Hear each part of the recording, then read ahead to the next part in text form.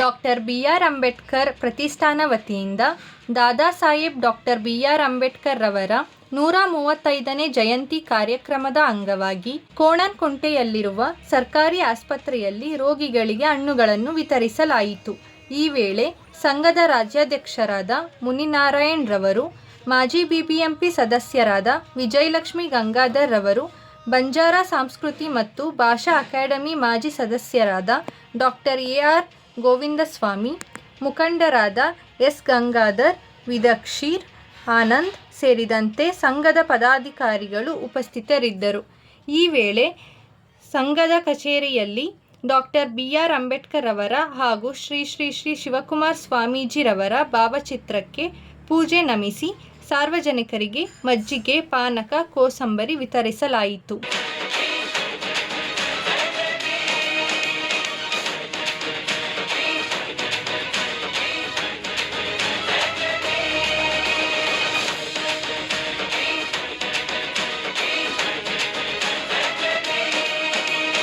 ಉತ್ತುಂಗದಲ್ಲಿ ಉರಿಯೋ ಸೂರ್ಯನೇ, ನೀನು ದನೀರದವರ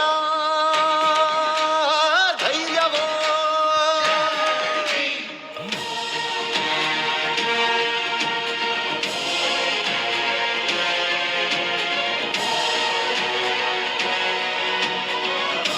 ಸಂಘದ ವತಿಯಿಂದ ಸುಮಾರು ಹೋದ ವರ್ಷ 40 ಹಳ್ಳಿಯ ಮಕ್ಕಳಿಗೆ ವಿದ್ಯಾಭ್ಯಾಸಕ್ಕೆ ಸಹಕಾರ ಆಗಲಿ ಅಂತ ಹೇಳ್ಬಿಟ್ಟು ನೋಟ್ಬುಕ್ ವಿತರಣೆ ಮಾಡಿದ್ದೀವಿ.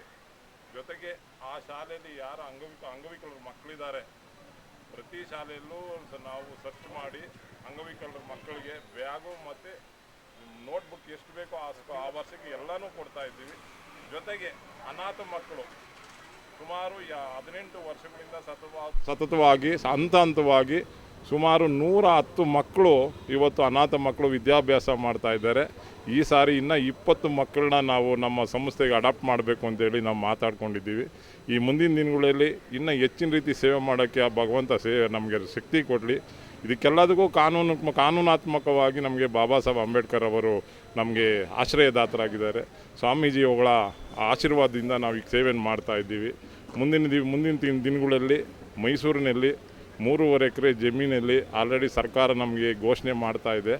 ಆ ಜಮೀನಲ್ಲಿ ವಯಸ್ಸಾದಂಥವ್ರಿಗೆ ಒಂದು 100 ಜನ ನೆಮ್ಮದಿಯಾಗಿ ಜೀವನ ಮಾಡಬೇಕು ಅನ್ನೋ ಒಂದು ವೃದ್ಧಾಶ್ರಮ ಮತ್ತು ಈ ಮಕ್ಕಳು ವಿದ್ಯಾಭ್ಯಾಸಕ್ಕೆ ಇನ್ನೂ ಹೆಚ್ಚಿನ ರೀತಿ ಹೆಣ್ಣು ಮಕ್ಕಳನ್ನ ಗಂಡು ಮಕ್ಕಳನ್ನ ಬೇರೆ ಬೇರೆ ಇಟ್ಕೊಂಡು ವಿದ್ಯಾಭ್ಯಾಸ ಮಾಡಿಸ್ಬೇಕು ಅಂತ ಹೇಳ್ಬಿಟ್ಟು ಸರ್ಕಾರ ಆದೇಶ ಇರೋದ್ರಿಂದ ಅಲ್ಲಿ ಸಹ ದೊಡ್ಡದಾಗಿ ಒಂದು ಸಂಸ್ಥೆ ಕಟ್ಟಿ ಆ ಮಕ್ಕಳಿಗೆ ಸೇವೆ ಮಾಡೋದೇ ನನ್ನ ಭಾಗ್ಯ ಅಂದ್ಕೊಂಡು ನಾನು ಸೇವೆ ಮಾಡ್ತಾಯಿದ್ದೀನಿ ಸರ್.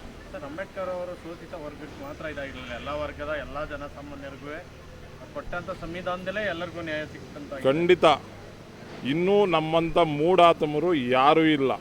ಬಾಬಾ ಸಾಹೇಬ್ ಅಂಬೇಡ್ಕರ್ ಅವರು ಕೊಟ್ಟಂಥ ಸಂವಿಧಾನದಲ್ಲಿ ಪ್ರತಿಯೊಬ್ಬ ವ್ಯಕ್ತಿನೂ ಸಹ ಈ ದೇಶದ 150 ಕೋಟಿ ಜನ ಏನಿದ್ದಾರೆ ಆಸ್ಪತ್ರೆಯಲ್ಲಿ ಉಚಿತವಾಗಿ ಹೆರಿಗೆ ಆಗುತ್ತಲ್ವ, ಆ ಹೆರಿಗೆ ಮಾಡಿಸ್ಬೇಕು ಅಂತ ಸಂವಿಧಾನದಲ್ಲಿ ಅಡ್ಕ ಮಾಡಿರೋದಕ್ಕೆ ಆ ಸಂವಿಧಾನದಲ್ಲಿ ಹೆರಿಗೆ ಮಾಡಿಸ್ತಾ ಇದ್ದಾರೆ. ಮತ್ತು ಮಕ್ಕಳಿಗೇನಾದ್ರು ಇವಾಗ ಹಾಸ್ಪಿಟ್ಲಲ್ಲಿ ಎಲ್ಲ ಸುತ್ತಾರೆ, ಲಕ್ಷ ಇದ್ದಾಗ ಮಾತ್ರ ಪ್ರೈವೇಟ್ ಹಾಸ್ಪಿಟ್ಲಲ್ಲಿ ಖರ್ಚು ಮಾಡ್ತಾರೆ. ಗೌರ್ಮೆಂಟ್ ಹಾಸ್ಪಿಟ್ಲಿಗೆ ಏನಕ್ಕೆ ಹೋಗ್ತಾರೆ? ಗೌರ್ಮೆಂಟ್ ಹಾಸ್ಪಿಟ್ಲಲ್ಲಿ ಉಚಿತವಾಗಿ ಟ್ರೀಟ್ಮೆಂಟ್ ಕೊಡಲಿ ಅಂತ ಸಂವಿಧಾನದಲ್ಲಿ ಇರೋದ್ರಿಂದನೇ ಇವತ್ತಿನ ದಿವಸ ಎಲ್ಲರೂ ಸಹ ಗೌರ್ಮೆಂಟ್ ಹಾಸ್ಪಿಟ್ಲಲ್ಲಿ ಇದು ಮಾಡ್ತಾಯಿದ್ದಾರೆ. ನಾನೊಂದು ಸರ್ಕಾರಗಳಿಗೊಂದು ಮನವಿ ಮಾಡ್ಕೊತೀನಿ, ಈ ಬಿಟ್ಟಿ ಬ್ಯಾಗ್ಗಳು ಕೊಡೋ ಬಿಟ್ಟಿ ಬಗ್ಗೆ ಎಲ್ರಿಗೂ ಅವಶ್ಯಕತೆ ಇಲ್ಲ. ದಯವಿಟ್ಟು ನೀವು ಕೊಡಬೇಕನ್ನೋದು ಬಿಟ್ಟಿ ಭಾಗ್ಯ ನನಗೆ ಕೊಡೋದಿದ್ರೆ ವಿದ್ಯಾಭ್ಯಾಸ ಕೊಡಿ, ಉದ್ಯೋಗ ಕೊಡಿ, ಜೊತೆಗೆ ಆರೋಗ್ಯ ಕೊಡಿ. ಈ ನೀವು 3 ಕೊಟ್ಟರೆ ಉಚಿತವಾಗಿ ಖಂಡಿತವಾಗೂ ಜನಗಳು ಮುಂದೆ ಬರ್ತಾರೆ, ಅವ್ರ ಮಕ್ಕಳು ವಿದ್ಯಾವಂತರಾಗುತ್ತಾರೆ. ಮತ್ತು ಆಮೇಲೆ ಅವ್ರ ಮಕ್ಕಳು ವಿದ್ಯಾವಂತರಾದರೆ ಅವ್ರ ಕುಟುಂಬ ಎಲ್ಲ ವಿದ್ಯಾವಂತರಾಗುತ್ತೆ, ತುಂಬ ಒಳ್ಳೆ ವಿದ್ಯಾವಂತರಾಗುತ್ತಾರೆ ಮತ್ತು ಸಂಸ್ಕೃತವಾಗಿರ್ತಾರೆ. ಜೊತೆಗೆ ನಾವು ಇನ್ನೊಂದು ಹೇಳೋಕ್ಕೆ ಇಷ್ಟಪಡ್ತಾ ಇದ್ದೀನಿ, ಕೇರಳದಲ್ಲಿ ಈಗಾಗಲೇ ಘೋಷಣೆ ಮಾಡಿದ್ದಾರೆ, ಅಲ್ಲಿರೋ ಸರ್ಕಾರ ಘೋಷಣೆ ಮಾಡಿದೆ, ಡಿಗ್ರಿ ಗಂಟ ಎಲ್ಲ ಮಕ್ಕಳಿಗೂ ಉಚಿತವಾಗಿ ಕೊಡ್ತೀವಿ ವಿದ್ಯಾಭ್ಯಾಸ ಅಂತ. ಯಾಕೆ ದೇಶದಲ್ಲಿ ಮಾಡ್ಬೋದಲ್ವಾ? ವಿಶ್ವಗುರು ಮೋದಿ ಸಾಹೇಬ್ರನ್ನ ವಿಶ್ವಗುರು ಅಂತೀರಿ. ದಯವಿಟ್ಟು ವಿಶ್ವಗುರುವರಿಗೆ ಒಂದು ಮಾತು ಹೇಳ್ತೀವಿ ನಾವು, ಎಲ್ಲ ಮಕ್ಕಳಿಗೂ ಉಚಿತವಾಗಿ ವಿದ್ಯಾಭ್ಯಾಸಗಳು, ಜಾತಿ ಬೇಡ, ಸಮಾನ ಶಿಕ್ಷಣ ಕೊಡಿ ಅಂತ ನಾವು ಇವತ್ತಿನ ದಿವಸ ಬಾಬಾ ಸಾಹೇಬ್ ಅಂಬೇಡ್ಕರ್ ಅವರ ಜನ್ಮ ದಿನಾಚರಣೆ ಪ್ರಯುಕ್ತ ನಾವು ಅವರಲ್ಲಿ ಮನವಿ ಮಾಡ್ಕೊತಾ ಇದ್ದೀವಿ. ಖಂಡಿತ ನಮ್ಮ ಟ್ರಸ್ಟ್ನ ವತಿಯಿಂದ ಇಲ್ಲಿ ಪಕ್ಕದ ಸರ್ಕಾರಿ ಆಸ್ಪತ್ರೆಯಲ್ಲಿ ಉಚಿತವಾಗಿ ಹಣ್ಣು ವಿತರಣೆ ಮಾಡುವಂಥ ಕಾರ್ಯಕ್ರಮ ಮಾಡ್ತಾಯಿದ್ವಿ. ಜೊತೆಗೆ ನೀರು ಮಜ್ಜಿಗೆ ಪಾನಕ ವಿತರಣೆ ಮಾಡೋಂಥ ಕಾರ್ಯಕ್ರಮ ಮಾಡ್ತಾ ಇದ್ದೀವಿ. ಜೊತೆಗೆ ಯಾರಾದರೂ ಅಂಗವಿಕಲರು ಬಂದರೆ ಅವ್ರಿಗೆ ಉಚಿತವಾಗಿ ಸ್ಯಾರಿ ಕೊಡೋದು, ಬಟ್ಟೆ ಕೊಡೋದು ಇಟ್ಕೊಂಡಿದ್ದೀವಿ. ದಯವಿಟ್ಟು ಬಂದರೆ ಅವ್ರಿಗೂ ಸಹ ಸೇವೆ ಮಾಡ್ತೀವಿ ಅಂತೇಳಿ ನಾವು ಹೇಳ್ತೀವಿ. ಎಲ್ಲರಿಗೂ ಅಂಬೇಡ್ಕರ್ ಜಿ ಅವರ ಹುಟ್ಟುಹಬ್ಬದ ಶುಭಾಶಯಗಳು. ಹಾಗೂ ಈ ಕಾರ್ಯಕ್ರಮವನ್ನು ಸನ್ರೈಸ್ ಫೌಂಡೇಶನ್ ಹಾಗೂ ಚಾರಿಟಬಲ್ ಟ್ರಸ್ಟಿಂದ ಇವತ್ತು ನಡೆಸ್ಕೊಡ್ತಾ ಇದ್ದಾರೆ. ಆಮೇಲೆ ನಮ್ಮ ಮುನ್ನಾರಾಯಣವರು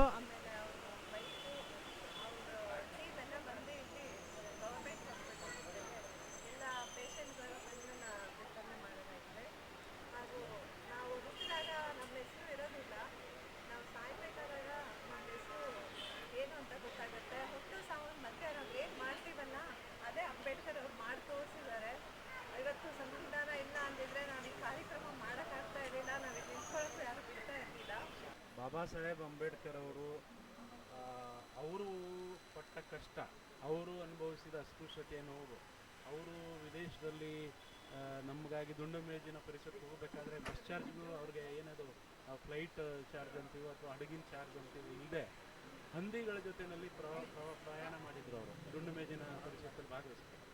ಯಾಕೆ ಅಂದರೆ ನಮ್ಗೆ ಸ್ವಾತಂತ್ರ್ಯ ತಂದುಕೊಡೋದ್ರಲ್ಲಿ ಮಹತ್ವದ ಪಾತ್ರ ಅವ್ರದ್ದು ಇದೆ. ಸ್ವಾತಂತ್ರ್ಯ ಬಂದ ಮೇಲೆ ಅವರು ಎಲ್ಲ ಆಚರಣೆ ಮಾಡ್ತಿದ್ದಾಗ ಪಟಾಕಿ ಹೊಡೆದು ಬೇರೆ ಬೇರೆ ಹಬ್ಬಗಳು ಮಾಡ್ತಿದ್ರೆ ಇವರು ಬುಡ್ಡಿ ದೀಪದ ಕೆಳಗೆ ಬರಿತಾ ಕೂತಿದ್ರಂತೆ.